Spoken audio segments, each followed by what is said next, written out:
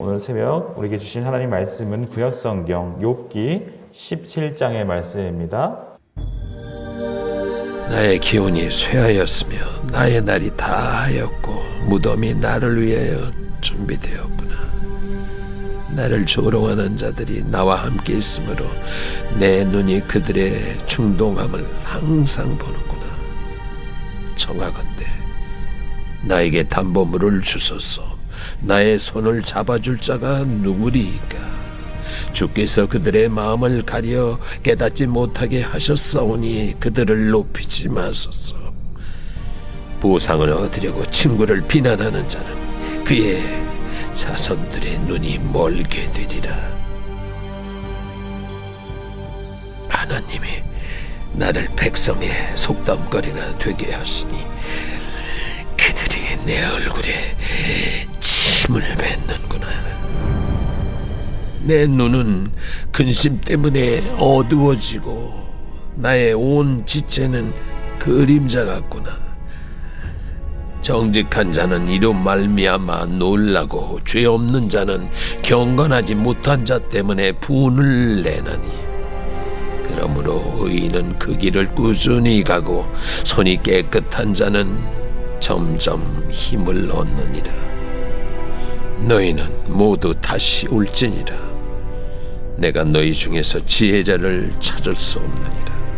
나의 날이 지나갔고 내 계획, 내 마음의 소원이 다 끊어졌구나. 그들은 밤으로 낮을 삼고 빛 앞에서 어둠이 가깝다 하는군. 내가 수월이 내 집이 되기를 희망하여 내 침상을 흑암에 펴놓음에 무덤에게 너는 내 아버지라, 구더기에게 너는 내 어머니, 내 자매라 할지라도 나의 희망이 어디 있으며 나의 희망을 누가 보겠느냐? 우리가 흙 속에서 쉴 때에는 희망이 수월의 문으로 내려갈 뿐이니라.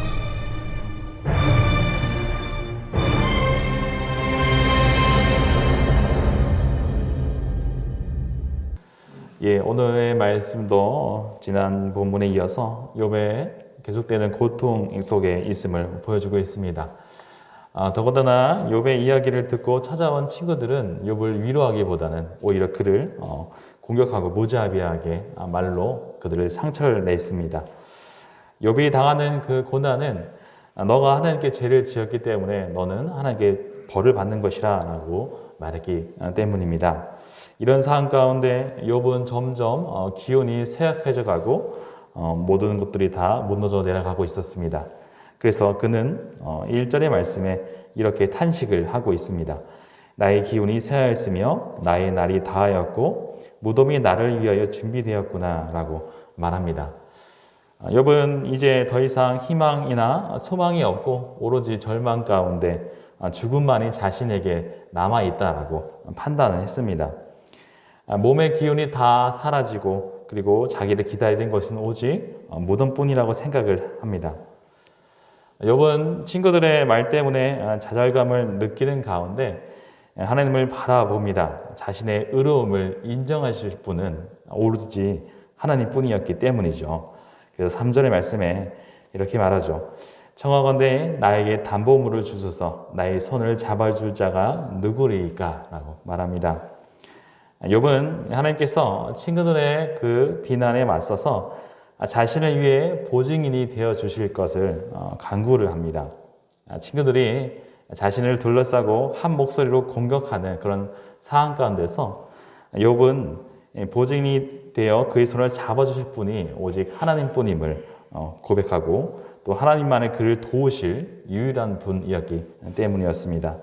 이처럼 우리에게도 갑자기 찾아오는 고난은 그리고 환난은 때때로 절망을 주기도 합니다. 때로는 그 고난으로 인하여 자포자기를 하기도 합니다. 우리 이웃은 우리를 정죄를 하죠. 인간보라는 그런 교리로 우리를 그런 정죄의 칼날을 우리가 피할 수 없습니다. 이렇게 정죄를 받고 걸려 넘어질 때에 우리 손과 발이 묶이고 무릎의 힘은 또한 빠지기 마련입니다. 그러나 그때 우리가 바라봐야 할 분은 오직 한 분이죠. 바로 하나님뿐임을 우리는 기억하기를 바랍니다. 우리 중보자 되시는 그 예수님을 우리는 바라봐야 하는 것이죠. 그분은 우리를 대신해서 십자가에 죽으시고 부활하신 분이십니다. 그리고 예수님을 믿는 자들에게 의롭다고 의인을 삼아 주셨습니다. 그렇게 예수 그리스도께서 우리를 보증하시는 중보자가 되십니다. 그리스도 예수 안에 있는 자에게는 결코 정죄함이 없나니라고 말씀하셨듯이 성도들은 오직 예수 그리스도 안에서 주신 그 하나님의 의를 확신해야 합니다. 그것이 성도들의 마땅한 모습임을 가르쳐주고 있는 것이죠. 이제 욥은 하나님이 자신을 백성들의 속담거리가 되게 하셨기 때문에 사람들이 자신의 얼굴에 침을 뱉는다고 말합니다. 6절에서 7절의 말씀에 이렇게 말합니다. 하나님이 나를 백성의 속담거리가 되게 하시니 그들이 내 얼굴에 침을 뱉는구나. 내 눈은 근심 때문에 어두워지고 나의 온 지체는 그림자 같구나. 욥이 당하는 그런 정신적인 고통은 친구들로부터 시작을 하셨습니다. 그러나 친구들에게만 오는 것이 아니었고 친구들과 마찬가지로 그 보상교례에 생각을 가지고 사로잡혀 있었던 그런 주변 사람들도 욥에게 그 닥친 재앙과 고통에 대해서 죄에 대한 심판이라고 여겼습니다. 그 까닭에 그들 역시 욥을 비난하고 조롱하는 일에 욥의 친구들과 한 통속이 되었습니다. 그들은 욥의 고통스러운 삶을 두고서 속닥거리로 삼았고 또 심지어 그의 얼굴에 침을 뱉는 일까지도 서슴지 않았습니다. 욥은 이러한 고통 속에서 자신의 눈이 어두워지고 그리고 쇠락해가는 것을 느꼈습니다. 욥이 겪는 정신적인 고통은 그의 몸에 대한 영향을 미쳤던 것이죠. 정신과 몸은 하나라고 할 수 있습니다. 정신이 무너지면 몸도 마찬가지로 무너지기 마련입니다. 결국 욥은 그런 극심한 고통과 그리고 근심에 사로잡힌 나머지 눈이 흐려지는 그런 신체적인 고통도 함께 겪게 됩니다. 그의 팔과 다리, 몸, 모든 지체가 그림자처럼 야위어가는 그런 고통을 피해가지를 못했던 것이죠. 그리하여 8절에 말하고 있는 것처럼 정직한 자들은 욥이 처한 상황 속에서 같이 분노의 감정을 가질 것이라고 말합니다. 의인들은 그 불경건한 자들 때문에 분노의 감정이 일어날 것이라고 말하는 것입니다. 그런 사람이 사는 이 세상이 이처럼 왜곡된 일들로 가득 차 있음에도 불구하고 의로운 자들은 한결같이 믿음으로 꾸준히 자신의 길을 걸어갈 것이라고 말합니다. 손이 깨끗한 자는 점점 힘을 얻게 될 것이라고 말하죠. 바로 하나님 앞에서 자신이 의롭다라는 것을 아는 자들은 그런 고난과 주변의 그런 소리에도 불구하고 자신의 길을 꿋꿋하게 걸어갈 수 있기 때문입니다. 여러 사람의 그 정죄에도 불구하고 하나님이 그의 보증인이 되어주시는 사람이 어떻게 살아갈 수 있는지를 보여줍니다. 하나님께서는 의인을 위해서 손이 깨끗한 자들을 위해서 모든 것을 합력하여 선을 이루시는 분이시기 때문이죠. 성도는 그 주님이 인정해 주실 때에 의로운 삶을 계속 살아갈 수 있는 힘을 얻게 됩니다. 사람들의 비난과 그 정죄가 욥에게는 견디기 힘든 일이었지만은 이런 상황 가운데서 하나님께서는 힘을 주시고 더욱더 북돋아주고 계시던 것입니다. 이런 상황에 처한 사람은 쉽게 낙심하고 또 포기할 수 있는 그런 마음이 들기도 할 것입니다. 그러나 욥은 하나님을 바라보며 그분의 인정과 복을 소망을 했던 것입니다. 이런 사람은 포기하지 않기 때문에 계속해서 의인의 길을 걸어갈 수 있었습니다. 욥이 극심한 고통과 고난 가운데서도 한 가지 놓지 않은 것은 바로 하나님을 바라보는 것이었습니다.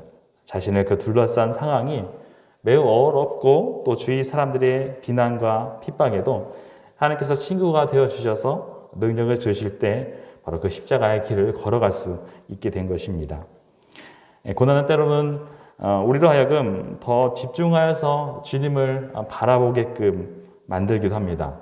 우리가 십자가의 주님께 나아가게 하는 것이 바로 고난의 유익이며 또 다른 그런 고난의 신비라고 말할 수도 있겠습니다.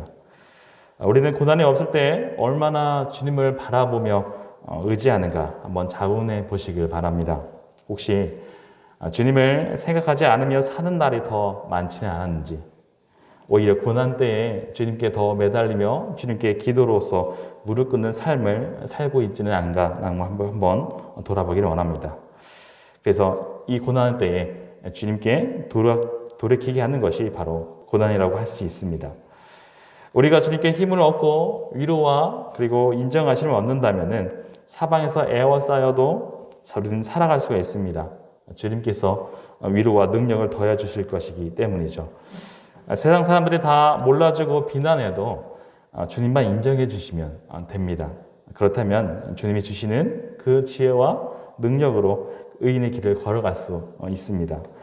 그럴 때 날마다 우리가 주님을 의지할 때 우리의 손이 점점 힘을 얻게 될 것입니다. 욥의 견해에 의하면은 그에게 좋아하는 자들은 지혜롭지 못한 자들이었습니다. 그래서 10절의 말씀에 이렇게 말하죠. 너희는 모두 다시 올지니라 내가 너희 중에서 지혜자를 찾을 수 없느니라 말합니다. 욥의 친구들은 욥의 말을 논박하려고 애쓰면서도 자기들이 무엇을 주장하는지를 알지를 못하였습니다. 그 까닭에 욥은 친구들이 다시 자신 앞에 나온다 할지라도 그들 중에서 참된 지혜자를 찾을 수 없다라고 말했습니다. 이제 11절에서 16절까지의 말씀은 욥은 극심한 고난으로 인해서 모든 계약과 또 마음의 소원이 끊어지고 있음을 다시 고백하고 있습니다. 친구들마저 밤으로 낮을 삼은 자처럼 악하게 대하였습니다. 이제 그의 유일한 희망은 무덤으로 가는 것, 그 죽음뿐이었다라고 고백하고 있습니다. 자기는 죽음 외에 아무런 희망이 없음을 탄식하는 것이었습니다.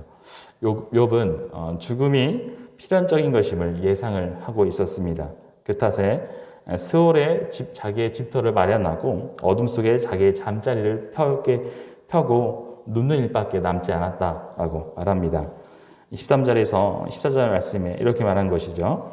내가 스올이 내 집이 되기를 희망하여 내 침상을 흑암에 펴놓음에 무덤에게는 너는 내 아버지라 고독이에게 너는 내 어머니 내 자매라 할지라도 라고 말합니다.